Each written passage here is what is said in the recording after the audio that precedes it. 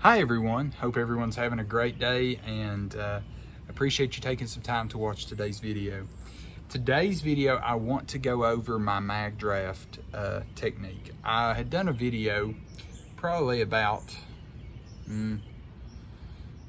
over a month now, and I mentioned in that video that I tune and modify my Magdrafts, my 6-inch Magdrafts. So I wanted to follow up with that with a video showing exactly what I do and how I actually modify the Magdraft. So let's get started. This is the 6-inch Magdraft. This is in the brownie color, so it's kind of semi-transparent on the belly. But I want to show exactly what I do. This is how I fish my Magdraft. And you know, the reason I do this is because, like I've emphasized in a lot of my videos, I really fish pretty clear water, and as a result also I have all 3 species of black bass in my bodies of water. So the smallmouth automatically tend to stay deeper. The spots are kind of in that mid-range, and largemouth could be anywhere, frankly. They could be in dirt shallow and they could be pretty deep too. So what I've done is I tend to modify my Magdraft to be able to get it down deeper. And if you fished a 6-inch Magdraft, you tend to run into the problem of it wants to ride up in the water column, you know, the top 5 to 6 feet. Okay, well, I like to fish mine deeper. I like to get mine down to about 10 to 12. And the way I do that is I alter them in a very simple format. So kind of what I use are nail weights. This is just a this is not tungsten. This is a lead nail weight. VMC makes these. You can get a 10-pack for I think maybe $2 or $3. You can also find Bass Pro sells these. A number of different vendors sell nail weights. So you can get them pretty cheap. They're not super expensive, and where they're lead, they're even cheaper. So what I do is I like to run this with a belly treble. I really do. I like the belly treble. I feel like I get a lot more hookups and a lot of really good hookups. So this is stock, unchanged. I'll get rid of my hook and move it out of the way. Next up, the very thing, I'm gonna invert it, that way it'll be easier to see. Keeps the hook out of my way. As you can see, there's your belly split and there is your magnet. So what you want to do is you want to take your nail weight and you want to take it with the sharp end, and you're going to go in the actual slit, just like so, okay? I do not like to run it like this. I've seen other people do videos to where they will run that nail weight like long ways to make them go deeper. I don't like doing that. I don't know, it might just be me, but I feel like it just doesn't feel right to me having a nail weight just perpendicular with the bait. I want it to run parallel with the bait. So I want it to run the exact same direction. So what I will do, and I'm gonna try to get this in focus to where it can be seen very easily, is when you go in, I will start angling that. And you still see the magnet right here. If I can, I'm gonna try to get that to super focus. You can kind of see the magnet.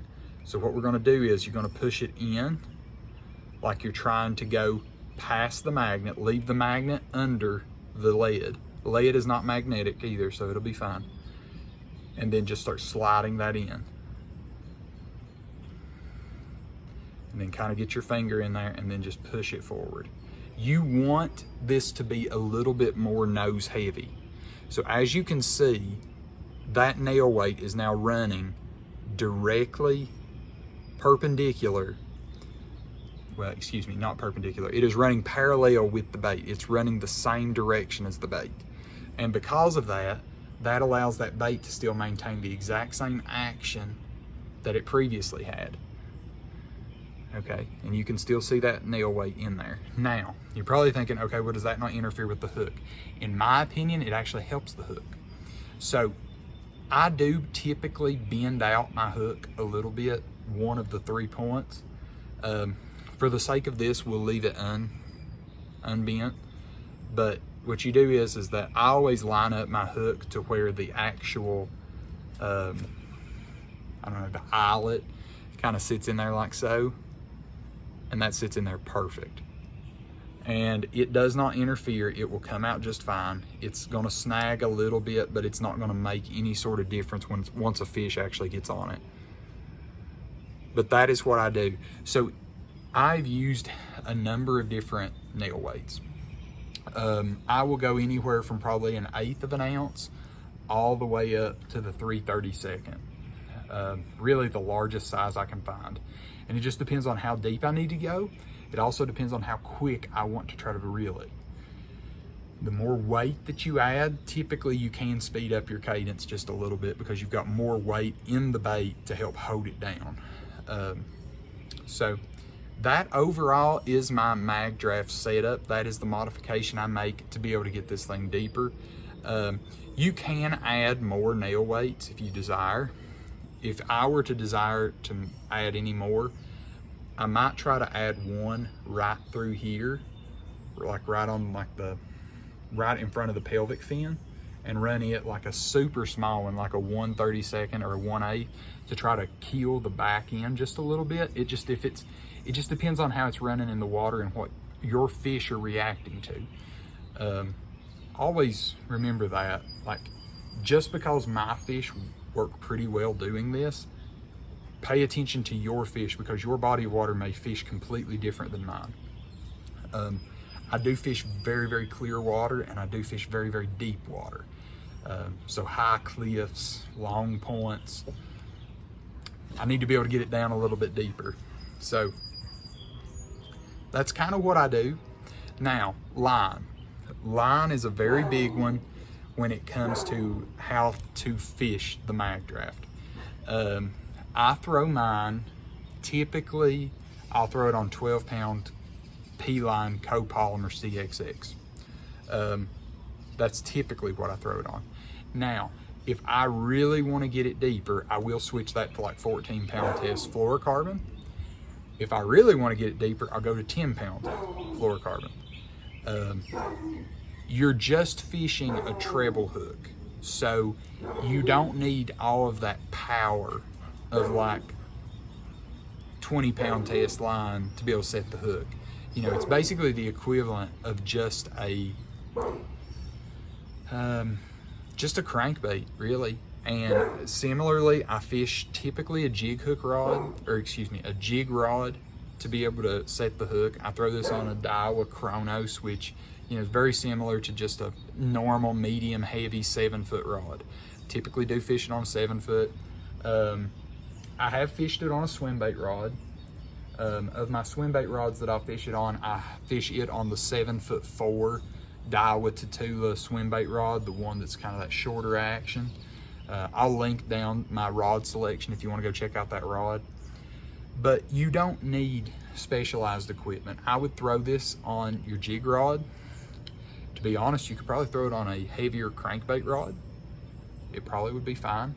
In fact, it would probably, the crankbait rod would probably sling it a lot farther, just because of how the parabolic action of a crankbait rod typically will throw it. As well as when you hook into fish, the parabolic action will help that treble hook stay in there, because it's going to load and unload a lot slower than like a jig rod. I would not care a bit to throw this on like something like my Loomis rods, my Loomis crankbait rods. That would throw that just fine. And it's not a heavy bait, it's only about 1 ounce. So any sort of jig rod, like a shorter crankbait rod, and I say that to mean like 7 foot to probably 7'6". I don't throw that on a very long rod. I just don't like to. I feel like if I'm going to throw a bait that I want distance with, I'm going to just upsize to the 8-inch bait. The 8-inch is going to have more drawing power, and I'm going to be shooting it, like trying to get it in for distance. If I'm looking at this bait, I'm looking more like around cover. I want it tight to points. I want it right coming off tree limbs, things like that. So gear ratio on the reel, it depends. If you're wanting to cover water, I like a 7-to-1. You could even do an 8-to-1 just to pick up. It's not so much about how fast you're fishing the bait, it's really about how fast you're wanting to move the boat. If you want to move and cover water, I would really recommend the 7 or 8-to-1 just so it picks up the line a little bit better while maintaining the action. If you're willing to go slower, which you'll probably get more bites going slower, a 6-to-1 will force you to go slower, and it will also force the boat to go slower. So definitely some things to think about there as far as those two options. But yeah, I mean, that's really the main modification I make. I know it's super simple, but my Magdraft fish increased substantially once I started adding that nail weight. And I think a lot of it is due to my body of water being very deep, canyon, bluffy style bank. But you got to do what the fish tell you they need. And my fish kept telling me we're deeper, we hold deeper. So I made the adjustment, started catching more fish. Hope this recommendation finds you well. Hope you're out there slaying them this spring and having a great time catching some monster fish. But with that, we'll end today's video, and I will see you in the next video.